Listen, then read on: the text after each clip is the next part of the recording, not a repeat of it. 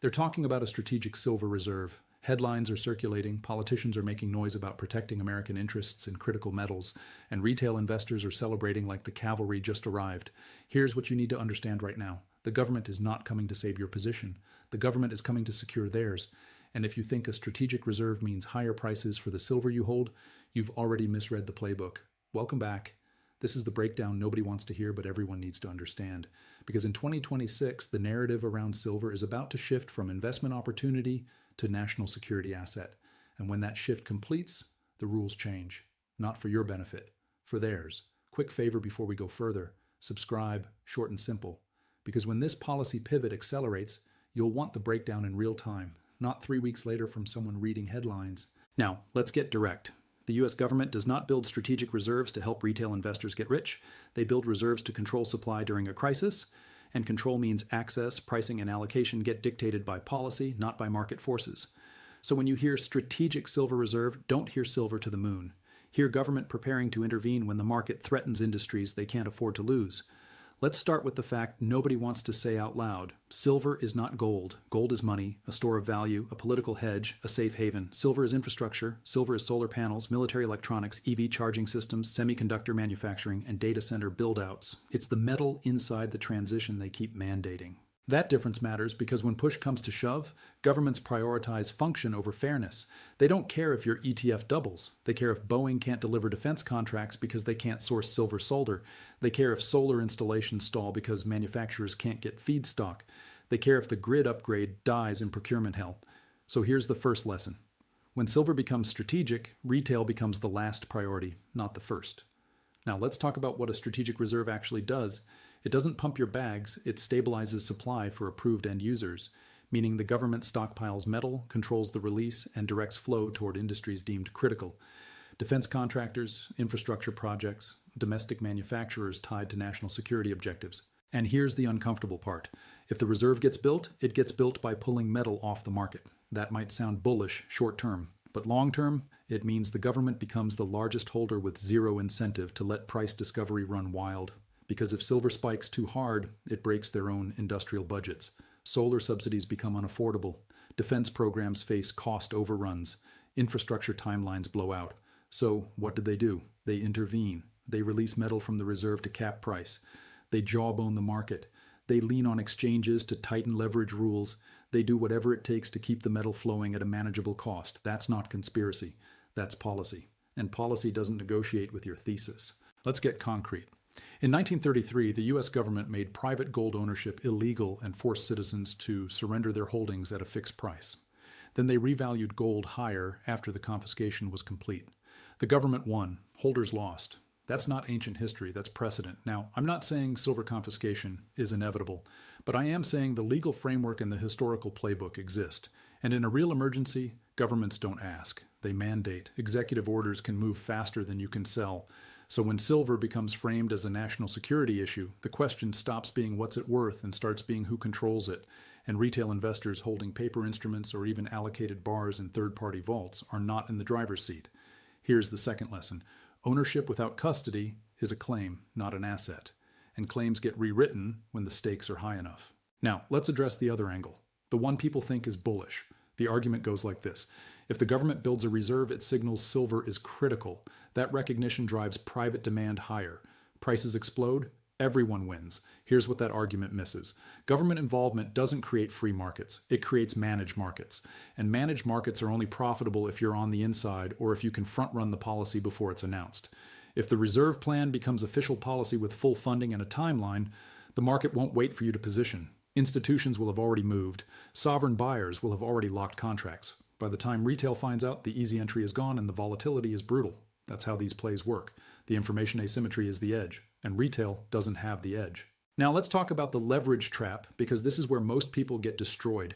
Silver rallies on reserve rumors. Traders pile in with leverage. Futures, options, margined positions, triple leveraged ETFs.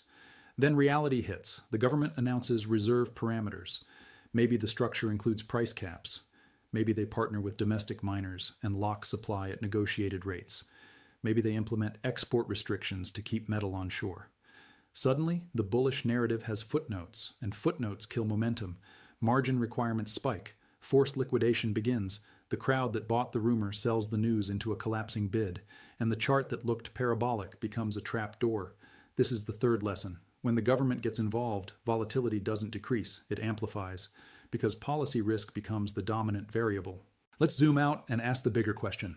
Why now? Why is a strategic silver reserve even being discussed in 2026? Because the global supply chain is breaking. China controls refining, South America controls mining, industrial demand is surging, and the US just realized it has almost no domestic buffer. That's the setup. A nation waking up to dependency at the exact moment geopolitics is fracturing. And when nations wake up to dependency, they don't fix it with free markets, they fix it with control. So here's what a reserve likely looks like in practice. The government sources metal through a mix of domestic production agreements, purchases from allies, and potential requisition from non-critical holders if supply gets desperate. They vault it domestically under strict access rules. They create an allocation system that prioritizes military, energy, and infrastructure sectors. And retail gets whatever's left after the important stuff is handled. That's not bullish for your position, that's neutral at best, and bearish if the allocation system creates a two-tier market where connected buyers get metal at favorable terms and everyone else fights over scraps. Now, here's the part that should make you nervous. If the reserve becomes real, it also becomes a justification for restrictions. Export bans, domestic prioritization mandates, windfall taxes on excess profits from silver holdings, reporting requirements for large positions. Sound extreme? It's already happened in other commodities during crises. Governments don't play fair when the stakes involve national infrastructure. They play to win. And winning means control, not your returns. Let's address the physical angle because this is where people think they're safe. You might say, I hold physical, bars in my safe, they can't touch that.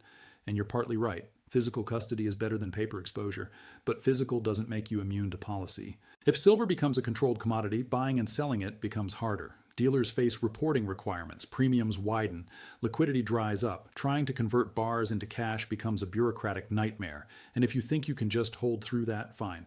But holding through policy chaos is very different than holding through price volatility, because in a controlled market, you might own metal, but struggle to transact at fair value. That's the hidden cost nobody prices in. Now, let's talk about the signals that tell us this is accelerating. Watch for three things. 1, language shifts. When officials stop saying silver shortage and start saying critical mineral security, the framing has changed. 2, legislative movement, bills that authorize reserve funding or domestic production incentives. 3, international precedent. If other nations implement silver export controls or reserves first, the U.S. will follow. Those signals are the countdown timer, and once the timer hits 0, positioning becomes reactive, not proactive. Here's the fourth lesson. The best time to understand government intervention is before it happens, not after. Because after, you're stuck with the rules they wrote. Now, let me get practical. Does this mean sell all your silver and give up? No. It means adjust your expectations and your strategy. If you're holding physical with a long time horizon and you can stomach policy risk, you might be fine. If you're trading leveraged paper positions hoping for a government-driven moonshot, you're gambling on a narrative that can flip overnight. The smart play is to separate speculation from insurance, hold some metal as a hedge against currency chaos or systemic breakdown. But don't confuse that with a trade.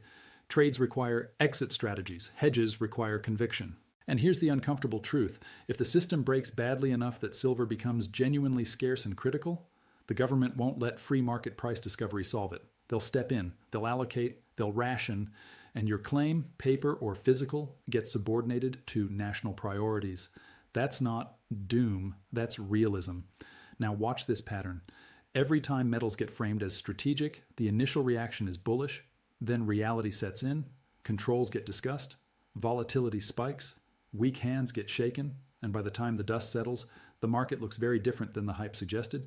We saw it with rare earths, we saw it with lithium, we're about to see it with silver. The playbook is public, the question is whether you're reading it or ignoring it. So here's what you should do. Stop waiting for the government to save your position. They're not coming. They're coming to secure supply for themselves. If that happens to lift prices temporarily, great. But don't confuse a side effect with a strategy. Instead, focus on the fundamentals that exist independent of policy. Industrial demand is real. Deficits are real. Supply constraints are real. Those don't need a strategic reserve to matter. They matter because physics and chemistry don't care about policy. But if the government steps in, those fundamentals get filtered through a political lens, and political lenses distort everything. Now, I'm going to ask you 2 questions. Answer in the comments. 1, do you think a U.S. strategic silver reserve would be bullish or bearish for retail holders over a 12-month window? 2, If the government implemented allocation controls, would you still feel confident in your position? Think hard before you answer, because the narrative is seductive, the reality is brutal. Here's the summary. The US government will never prioritize your silver gains over industrial stability. A strategic reserve, if built, serves national interests, not investor interests. Historical precedent shows governments intervene to control, not to enrich. And when silver becomes strategic, the rules change faster than the market can adapt. If you want the next breakdown, the moment policy signals accelerate, subscribe now, because these shifts don't wait for permission. They happen in committee rooms and executive orders while retail is still debating on Twitter. Last thing. The trap most people fall into is thinking government involvement equals validation. It does. But validation doesn't mean profit. It means complexity, volatility, and risk that didn't exist before. So stop hoping the government saves you. Start planning like they won't. Because in 2026, the only person responsible for your position is you. And the best defense against policy risk is understanding it before it's policy. One final clue. If you see headlines celebrating a reserve announcement, watch what institutions do, not what they say. If they're selling into the hype, that's the tell. If they're quiet and accumulating, that's different. The tape always speaks louder than the press release. Now keep your eyes on the legislative calendar, because the moment funding language appears in a bill, the countdown starts. And when it starts, the market moves fast, not always up, just fast.